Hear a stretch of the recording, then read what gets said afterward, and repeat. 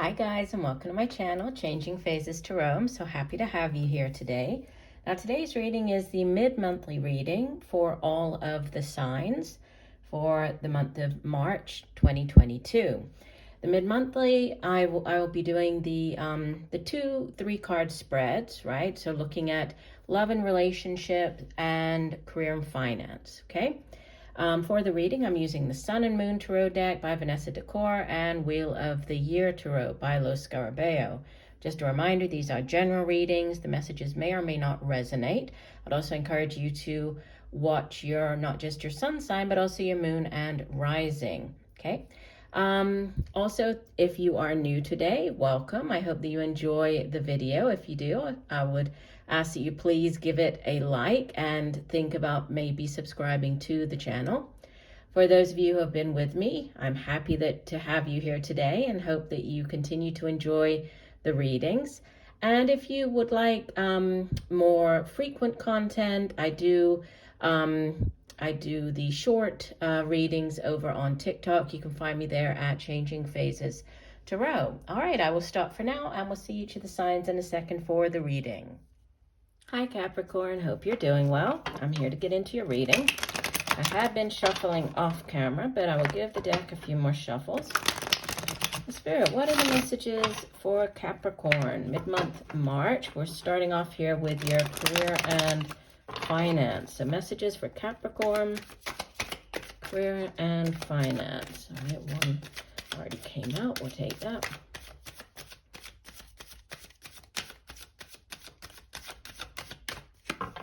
All right, one last shuffle.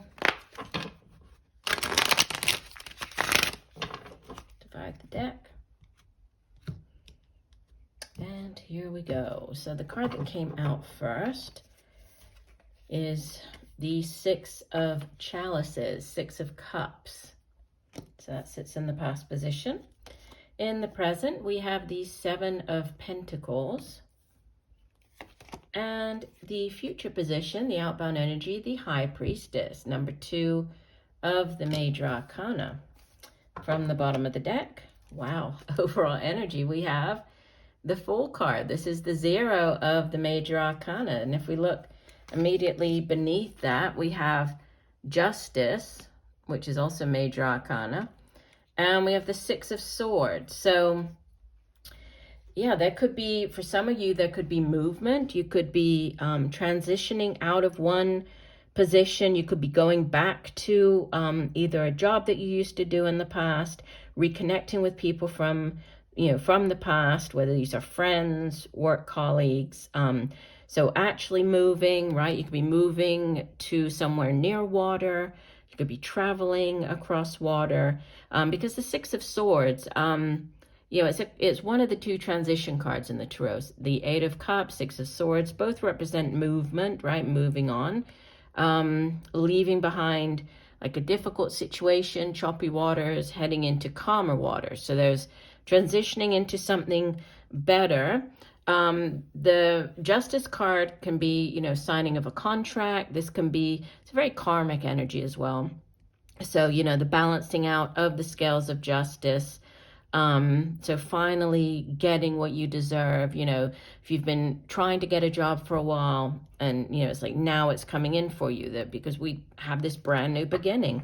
The Fool as the overall energy is associated with the sign of Aquarius, but it really represents, this new start, this new cycle. And it's exciting. And usually the Fool is carrying like a little rucksack representing, the sort of the baggage that the Fool, still carries on this new journey, right? Whatever the Fool was unable to leave behind, still taking some things with them. Here, the Fool doesn't even have a backpack, is carrying nothing. So it's like it's brand new cycle, starting in, whatever this new thing is, this new job, this new, business venture or endeavor. And not only does the Fool trust in the universe, that the universe, has his back, but you can see that he's just rolling off the cliff. So it's like he really just believes in whatever this new opportunity is, right? And he trusts that it's where he needs to be, it's where he needs to be heading right now. We have 6 of chalices in the past, which can represent, it's a very nostalgic energy, right? So it can be thinking back on the past with rose-tinted glasses. It can be reconnecting with people from the past, going back to a place where you used to work, doing something that you used to do. So there's an element of, you know, a return to the past here with the Six of Cups. And it sits next to, you know, this very solid Seven of Pentacles. In this deck, the woman is actually pregnant. She reminds me of like the Empress. But, you know, it's a card of great financial growth and stability, right? You've worked long and hard. You can see that she's obviously planted the seed. Seed has grown. She now has the tree. The tree's giving fruit. So, you know, there's a very fertile, very abundant type of energy. But she's also, you know, she's at the 7. She's not at the 10 of Pentacles, which is like, you know, that abundance, that generational type wealth. So she's reassessing. She's, you know, thinking about where she's going. What is it that she, you know, needs to do to get her from the 7 to the 10? You know, if this is this new cycle or going back to something that she used to do, you know, is that what's going to get her to the 10? Or if she continues down the same path that she's currently on, will that get her to the 10? So there's this, you know, taking stock of where you are, thinking about where you're heading. And, you know, there's with the High Priestess showing up, there's a need to, you know, listen to your intuition. The High Priestess, she sits between the spiritual realm and, you know, the physical realm. And she guides us, and you can see she's holding here this book of knowledge. She guides us and encourages us to, you know, to listen to our intuition. If there's a decision to be made, you know, weighing things up, she encourages us to listen to our intuition, that inner knowing, that inner guidance, that gut feeling, right? That's what we need to pay attention to here. So any decisions that need to be made as far as your, you know, what you're doing, going back to a job, or, you know, heading off in this new direction, listen to your intuition, right? Especially as you head into the month of April, because, you know, we do have these sort of, looks like snowdrops, like kind of April flowers down here. So, you know, spring flowers. So definitely it looks as though as you head into the spring, we have new things starting up for you. There's this possible return to the past, or return to doing something that you used to do. But new cycles, right? New cycles, and it's very karmic in nature. And there could be a move. You could be moving for, you know, this new opportunity. So heading in a new direction, heading to a different place, but exciting, right? Definitely exciting with the Fool showing up. All right, let's move on to your love and relationship portion of the reading. So love and relationship for mid-month March for the sign of Capricorn. What does Capricorn need to know? Mid-month March. Love and relationships. Messages for Capricorn. Okay, we'll do one last shuffle, Capricorn. And divide the deck. And here we go. In the past position, you have the 3 of Cups. In this deck, it's called Abundance. In the present, you have the Magician. This is Major Arcana number 1 of the Major Arcana, the Magician. And in the future, you have the Emperor, Major Arcana number 4. From the bottom of the deck, the overall energy that you have is the Princess of Wands, so Page of Wands. And if I look beneath that, we have the 10 of Cups, Princess of Pentacles. So we have, yeah, earth, water, fire. But, you know, the Princess of Wands, this can be news coming in. This can be, you know, news about a new relationship. It's usually it's fast moving, it's exciting, it's very passionate in the case of a, you know, a relationship reading, the Princess or Page of Wands. it's exciting, right? It's passion. It's the beginning phases of a relationship where you're getting to know the other person. You know, it's the could be a person, right? If it is, this would typically be a younger fire sign individual, so Sagittarius, Aries, or Leo. But, you know, with the court cards, they don't necessarily have to be people, right? Especially in these general readings, it could just be energy. So this energy of the Princess of Wands.